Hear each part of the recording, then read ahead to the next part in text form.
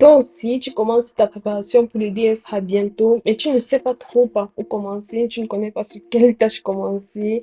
Alors, ça tombe bien parce que moi aussi, il y a quelques mois de cela, j'étais dans ta situation, mais aujourd'hui, je suis détentrice de deux DSA Drive dans deux universités différentes d'Allemagne et tout ceci sans avoir fait de cours de CE. Donc, si toi également, tu veux connaître les méthodes efficaces pour mettre en place un plan d'études stratégique pour te mener pas à pas vers l'obtention de ton DSA. Reste bien jusqu'à la fin de la vidéo parce que dans cette vidéo, je te partage des stratégies efficaces qui vont te permettre de réussir brillamment ton DSA.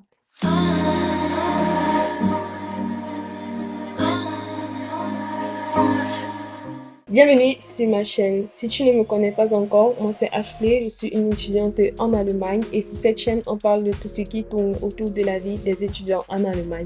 On partage également des conseils pour la réussite de ces derniers. Donc, si toi, tu es un étudiant en Allemagne ou tout simplement un curieux de connaître comment la vie d'étudiant se passe en Allemagne, je te conseille de t'abonner et d'activer la cloche de notification pour ne manquer aucune des pépites à venir. Nous pouvons maintenant rentrer dans le vif du sujet. Dans cette partie, nous allons voir ensemble l'importance de la planification. Après, quand nous verrons les caractéristiques que remplit une bonne planification pour nous conduire au succès. Tout d'abord, il faut établir un plan de travail efficace. Trop souvent, lorsqu'on entame un nouveau projet, un peu comme le DSA, nous sommes gonflés à bloc. On se fixe des objectifs aussi grands que l'univers en se refusant d'admettre en fait qu'au bout de quelques jours, nous ne pourrons plus tenir le coup. Donc, il faut planifier pour éviter d'être motivé à 1000% la première semaine et puis plus rien. D'où l'importance de la planification. La planification est essentielle en ce sens-là qu'elle agit comme la ligne directive qui va te conduire pas à pas vers la réalisation de ton objectif. Mais maintenant, quels sont les critères qu'une bonne planification doit remplir? Comment est-ce que je dois bien planifier? Déjà, il faut se fixer un objectif. Et pas n'importe lequel. Votre objectif doit être SMART. Ton objectif doit être SMART. C'est sûr, tu l'as déjà entendu. Mais comment est-ce que ça s'applique à nous dans notre préparation au DSA? S spécifique. L'objectif doit être spécifique. Tu dois être capable de formuler de manière claire et ferme ce que tu veux obtenir, ce que tu désires obtenir à la fin de ta préparation du DSA. Est-ce un DSA 3, un DSA 2 ou un DSA 1 même, je ne sais pas.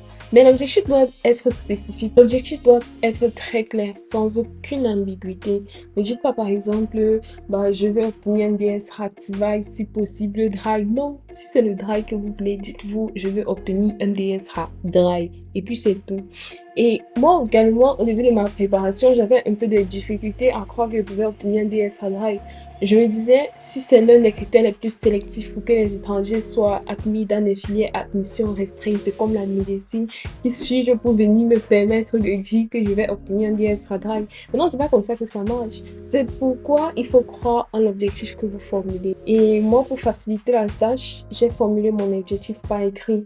C'est vrai que ça n'allait pas toujours. Dans mon entourage, on disait toujours composer des DSA, on ne sait jamais. Vous savez, quand vous abordez la question, en fait, vous n'avez jamais composé et vous ne savez pas à quel point c'est difficile. Je parle du tout début. Vous vous fiez à ce qu'on dit autour de vous.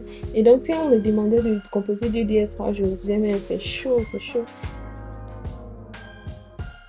Autre chose que j'ai faite pour pouvoir y croire fermement le soir avant de dormir, d'exprimer ma gratitude à la réalisation de mon objectif et donc pour mon DSA Drive. Le plus important, comme je l'ai dit, c'est de pouvoir le formuler de manière claire et pouvoir y croire dur comme fer.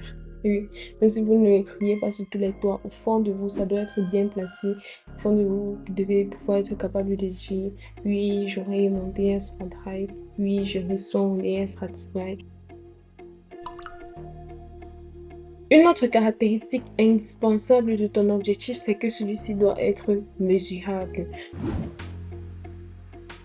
Tu devrais être capable d'évaluer dans le temps ton degré d'accomplissement, tes progrès afin d'ajuster ta préparation. Moi, ce que je faisais depuis le A1, du A1 jusqu'au B2, c'était juste de corriger les modèles tests que je faisais et d'entrer mes scores. dans un tableau.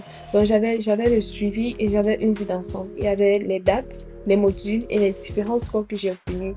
Là, c'était plus facile pour moi de suivre mon évolution, de me dire, ah oui, j'ai évolué au texte, au Schreiben, j'ai baissé et ainsi de suite. Mais au DSRA, c'était un peu plus compliqué parce que tous les sujets ne viennent pas forcément avec la répartition des points. C'est la raison pour laquelle j'ai dû changer de méthode, j'ai dû ajuster, comme je vous ai invité à le faire, notamment dans votre préparation. Et du coup, ce que je faisais, c'était d'écrire les dates et puis les dates comme ça, c'est la colonne ou la ligne. Bon, les dates sur une colonne.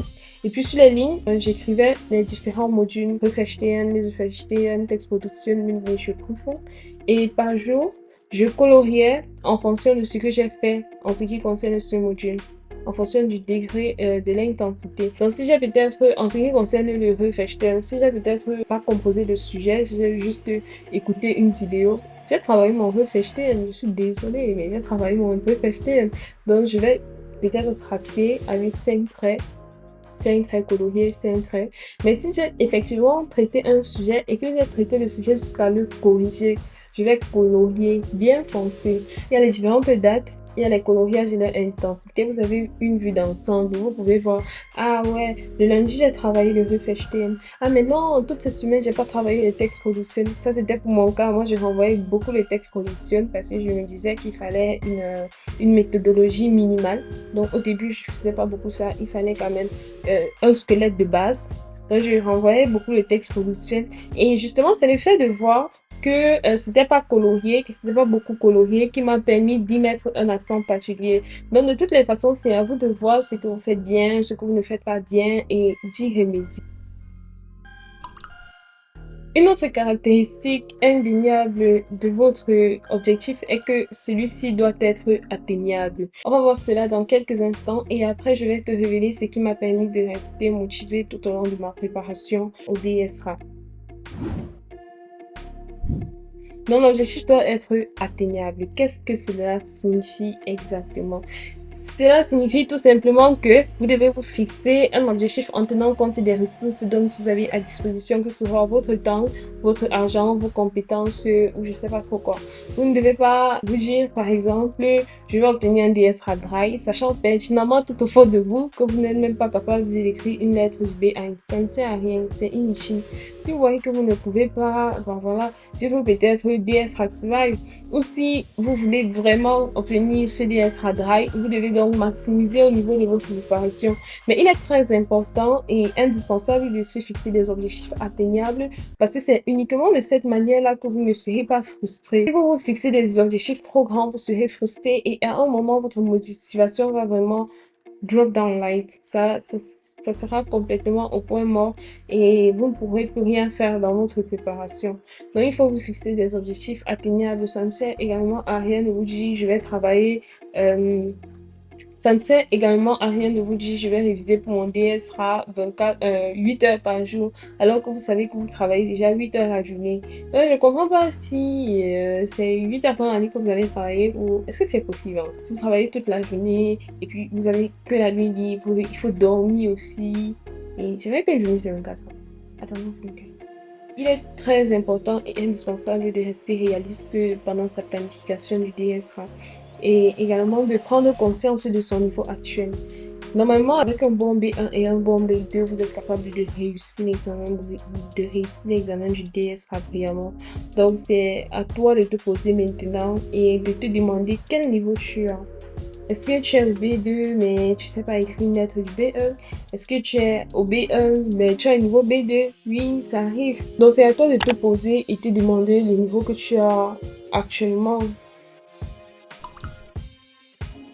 Avant de continuer, je te prie de prendre ton petit doigt et de me lâcher un gros like si tu aimes cette vidéo. Surtout, n'hésite pas à la partager si tu sais que ça peut aider d'autres personnes. Nous pouvons continuer avec la prochaine caractéristique de notre objectif qui doit être que notre objectif doit être relevant. Notre objectif doit être pertinent. Quelle est notre motivation? pourquoi nous voulons faire ce que nous entreprenons de faire. Vous devez trouver votre pourquoi. Tu dois trouver ton pourquoi et il faut être sûr que ton pourquoi te parle.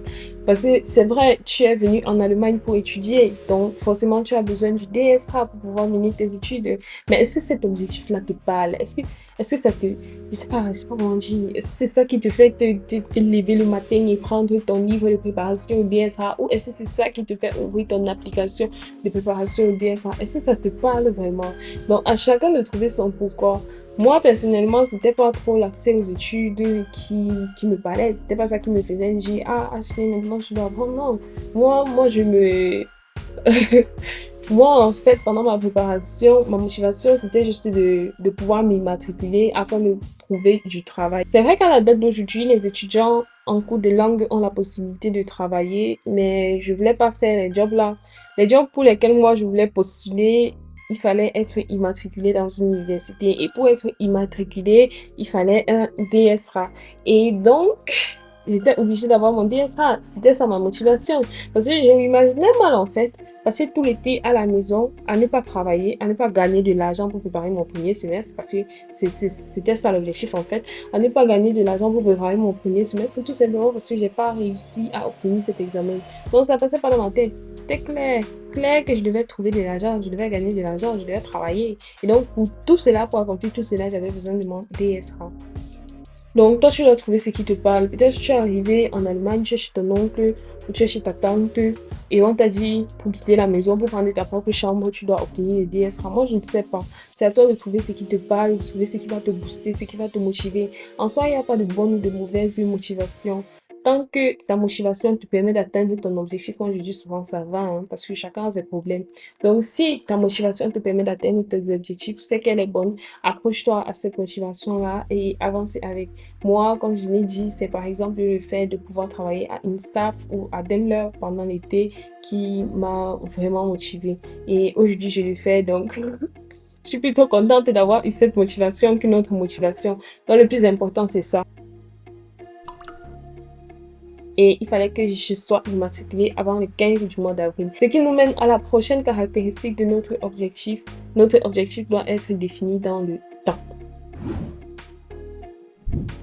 C'est bien beau, vous voulez obtenir un DSA Tvide pour certains, un DSA Drive pour d'autres. Vous avez une motivation aussi solide que du rock, mais en combien de temps?